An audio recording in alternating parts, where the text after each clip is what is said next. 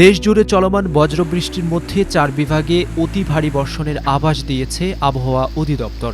একই সঙ্গে একাধিক জেলায় কালবৈশাখী ঝড়ের সতর্কতাও জারি করা হয়েছে।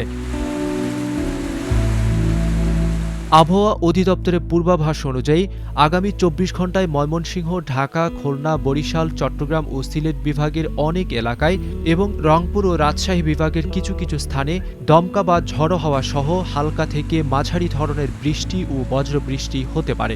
পাশাপাশি বিশেষ সতর্কতা রয়েছে ৪ জেলার জন্য। বিকেল ৩টার মধ্যে কুমিল্লা, নারায়ণগঞ্জ, বাগেরহাট ও ফেনীতে হানা দিতে পারে কালবৈশাখী।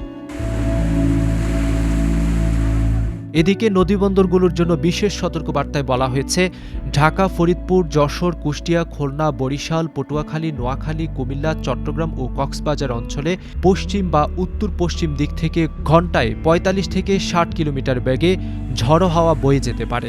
এসব এলাকার নদীবন্দরগুলোকে ১ নম্বর সতর্ক সংকেত দেখাতে বলা হয়েছে।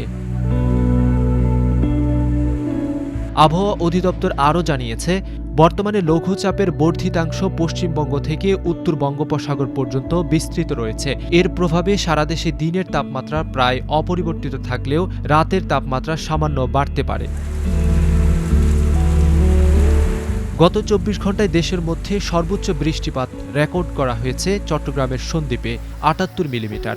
একই সময়ে সর্বোচ্চ তাপমাত্রা ছিল পটুয়াখালীতে, সর্বনিম্ন তাপমাত্রা সিলেটে ১৮.৪ ডিগ্রি সেলসিয়াস।